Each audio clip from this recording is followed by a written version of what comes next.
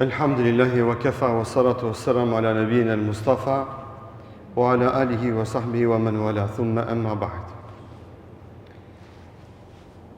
Muhamedi sallallahu alaihi wasallam duke qëndruar në kodrinën Safa vazhdon me porositë e tij që ja drejton besimtarëve të cilat vinë me adhon beslidhen e Islamit Muhamedit sallallahu alaihi wasallam. Porosin që e përmendëm javën e kaluar ishte ku ju tha Muhamedi sallallahu alaihi wasallam që gratë të mos merren me shpifje, me biftana. E që Hindi radhiyallahu anha i tha ja Rasulullah, vallahi prej teje s'kemi ndëgju asnjëherë asgjë të keqe përpose me kerimul akhlak, përpose virtyte dhe vlera të larta morale me të cilat ti na ki porosit neve. Në vijim, ju thot Muhamedi sallallahu alaihi wasallam, porosin e fundit që u a thot besimtarëve në kodrinën Safa dhe nga kodrina Safa, wala ya'sinaka fi ma'ruf. Ju tha besimtarëve që ato të mos ja kthejnë fjalën Muhamedit sallallahu alaihi wasallam kur ai ju urdhëron dhe i mëson ato për ka e mira dhe për ka e mbara. Të zbatojnë porositë e Muhamedit sallallahu alaihi wasallam kur ai i thret kundrejt asaj që është e mirë, e mbarë, e dobishme dhe e dashur tek Allahu te bareke ve taala. Ma'ruf është nocion gjithëpërfshirës që përfshin në vete çdo të mirë dhe çdo të dobishme. Çfarë do që është ajo e mirë, qoftë ajo me fjalë, qoftë ajo me vepër, që besimtarët çdo porosi që Muhamedi sallallahu alaihi wasallam i ka porosit, me ato porosi të mos ja kthejnë shpinën dhe të mos i braktisin ato porosi. Sidomos në këtë rast që këto porosi janë të dhona enkas për gratë besimtare. Për muslimanët që gjithnjë kur të ndëgjojnë një të mirë dhe një hajër që duhet me e bë dhe praktikute e praktikojnë në jetën e tyre. Këtu në këtë ndodhi dhe në këto porosi që jep Muhamedi sallallahu alaihi wasallam nga kodrina Safa, vjen në shprehje edhe kujdesi Muhamedi sallallahu alaihi wasallam ndaj gjinisë femrore në thirrjen islame, që nuk i ka neglizhu gratë dhe nuk i ka përjashtu femrat muslimane nga thirrja islame. Madje atyre ju përkushton një sërë porosish që janë enkas të dhona për gratë muslimane. E që besimtarët e marrin këtë porosi në jetën e tyre që t'jenë të vëmendshme që femrën muslimane të mos e përjashtojnë nga thirrja islame. Që ligjeratat që ndëgjohen, porosit që merren të përcillen edhe atyre, por edhe në manifestime fetare të mira të dobishme që bëhen nëpër xhamia, nëpër institute fetare, institucione fetare, të marrin pjesë edhe besimtarët, edhe muslimanët, edhe motrat tona, edhe bashortet tona, që edhe ato të përfitojnë nga porosit fetare që ofrohen dhe ligjerohen nëpër këto institucione që janë legjitime fetare. Natyrisht me rregullat dhe parimet fetare që i kërkon Islami, se si dhe ku lejohet gruaja e besimtare të prezanton dhe të merr pjesë. Pastaj Hindi i thot: "Wallahi ma jalasna majlisana hadha wa fi anfusina an na'sik." Thot pashallah, ja Rasulullah, nuk kemi ardhur në këtë vend me ndonjë nijet apo qëllim që me na shku menja ndonjëherë me ta kthy tyje fjalën.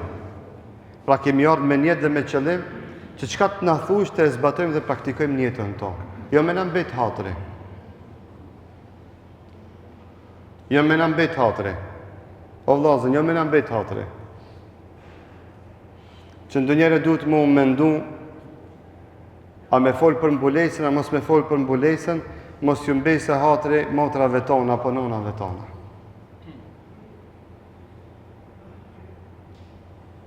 Mos mbulimi është një mëkat, një gjuna publik madje, që na duhet me këshillu njëri tjetrin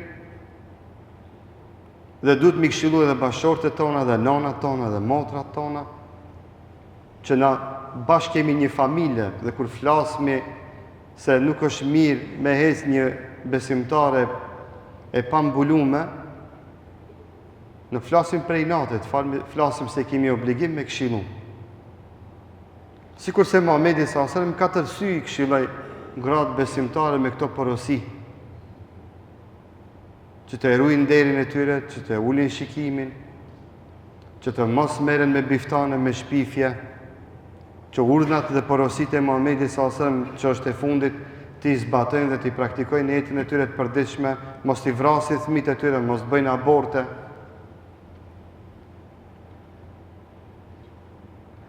Që me të dëgju dikush që s'ka fëmijë, se diku i shkon menja me abortu, ti që të sytë të ai normal. A di çka do me thonë Allah me dhuru fëmijë? Si mundesh me abortu? Sepse vlerën ja din fëmijës ai që s'ka fëmijë, që është provu. E që ati dikuj Allah që ja ka dhënë dhurat atë fëmijë, si a di vlerën, si a di kimetin.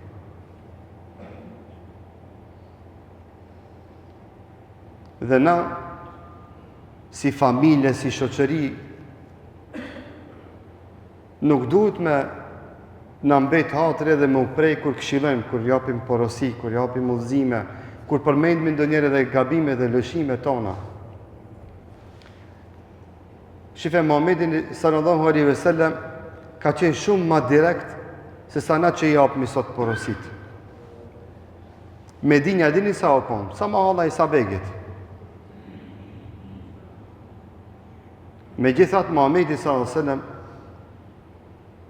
kur o konë të ardhë në xhami, nëse e ka pa dikan të bo diçka, që shumica që atë janë kone, kam pa njëri tjetrin, ka ardhë në xhami, ka hip në hutbe, ka thonë, qka është puna e disa vllaznive tonë, bëjnë kështu e kështu e kështu. Gjithë e kanë ditë kush e ka bo qatë. Sikur në shtash me thonën, të ardhë në xhami, qëtu më halla jonë, një kaqore na jemi, qka është puna e disave, që të qakëgjia që ati të Agjigjajka për shemë ka bo kështu e kështu. Gjithë na e dim se kush sillet që ati të Agjigjajka. Shembull, si dyqan man qendror që i kemi këtu afër xhamis. Kretë kina me ditë. Me gjithat e ka përmend Muhamedi s.a.s. pa emër është e vërtet, por porosia ka qenë shumë direkte, ka thonë, qka punë e disave që kanë nisë me bo kështu e kështu e kështu.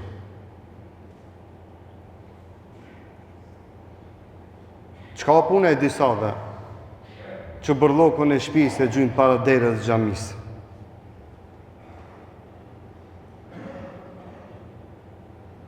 Llogariteni, na sot me anxher kamerën ati që e gjujnë bërllokun e shtëpisë para derës xhamis. Që na i kemi në kamerë, po na vjen marrë me nxjerr.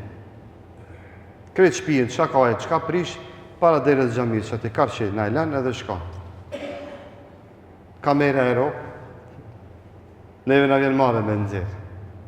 Edhe japim porosi o vllazën, moni se sa mirë kjo punë. Ka institucion higjiene komunale që ato mbeturinat vjen të merr te shtëpia. S'ki nevojë me gjyt para xhamis, që turistat kur të vinë me vizitu xhamin Isabeu, me thonë çka kanë mbe këto njerëzi. Ai se kupton se këtë muslimanëve vanzin ftyrën, edhe kretë xhamatit muslimanëve që vinë mu falë këtu, kretëve na ban njerëz pa disiplinuar, pa kulturuar. Çështu na paraqet para botës. Pse ai priton me thirrje higjienën komunale me ardh, mi marr ato mbeturina, institucione që vjen të merr falas. Ose me një shumë simbolike. E që xhamia privatisht, apo me ndihmën e disa përgjegjësve që i kemi në higjienën komunale, Zoti Xhenet o Abof, që gjithë një kanë qenë në përkraje të xhamatit muslimanëve, ato më ardhën deri në mëngjes me punu, me pastru xhamin që ditën e Bajramit mos më na e pa xhamin që ashtu dhe u bori në xhamis keq. Pse na ndonjëherë hamendemi, mendohemi, a me thonë, a mos me thonë. Pse na duke mos fol për mbulesën, vim me një moment që mu mendu a me fol për mbulesën, a mos me fol. Duke mos fol për daljen e grus prej shtëpis, e rinijës, vakt e pa vakt, vim me një moment me thonë, a me fol qëtash për këta tema, ajo, pse bëhen dukuri këta vllazë. Duke mos folën se masjacie duke me ra më flet, he nësë restoranët masjacie qelen, he nësë rinia, a që atër ju kujtot, me fillu me dalë në rrugëve. Në atë në shërë ka.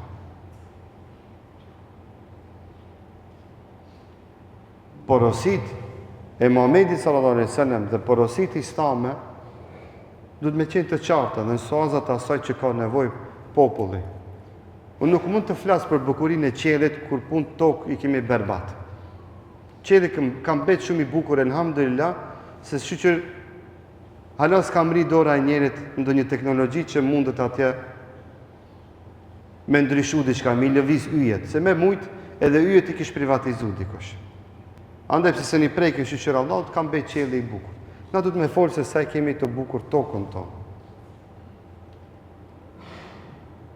Se dikush edhe ka qefun të flasë për bukurit e qelit e hanës e mrekullit që janë andej, vetëm mos flasë për realitetin tonë. Na kur t'i ndreqmi punët e tona në tokë, ta bëjmë heshëm dhe bukur botën tonë dhe tokën tonë dhe shoqërinë tonë ku jetojmë, në kretë kuptimin e plot të fjalës, atër kena me folë për bukurit e qelit. Kena me folë edhe për mrekullit e qelit, edhe nëse ka nevojë dhe astrolog kena me pru edhe me na shpjegu astrologji. Por përderi sa punë si kemi si që duhet në tokë, unë e du me nejtë për toke. Edhe du me folë për toke. Që me kuptu se qëfar rëndësie i kushton në islami femrës muslimane. Histori 1500 vite që përcillet fjalë për fjale se si Muhamedi sallallahu alaihi wasallam në Safa i mbledhi gratë muslimane dhe i këshillojnë 4 sy. Thoj motra mos bëni biftan, oj motra mos bëni zina, oj motra mos bëni kët, oj motra mos bëni kët. Oj motra mos ma theni fjallën, qëni vend porosit e mija që ka mua dhonë. Mos abortoni, mos, porosit direkte, 4 sy. Mbuloni namuzin, rune nderin, porosit qarta, në 4 sy.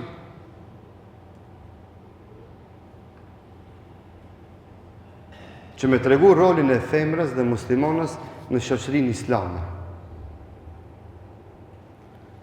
E që atë nuk guxem na me përjashtu nga organizimi i jetës tonë fetare. Se gjithnjë kur thirrja islame është neglizhu të pjesa e gjinisë femrore, kemi pastaj plasaritje dhe dështime në edukimin e brezave të reja. Se nona është edukator e shtëpisë. Dhe nona e madhe ndërton burra të mëdhej. Nona mendare, urtare, ndershme, moralshme, ndërton burra të mëdhej, burra me të cilët elhamdulillah, me të cilët burra na jemi krenar. Çato burra i kemi xhamat sot. Dhe duam dhe kemi obligim na gjithë së bashku, kështu o vllazë, që me vazhdu me prodhu burra të cilët burra neve kanë me na zavendësu. Madje edhe kemi obligim që ato burra mi bën më të mirë se na. Zot na udhëzo dhe na drejtove, elhamdulillahi rabbil alamin.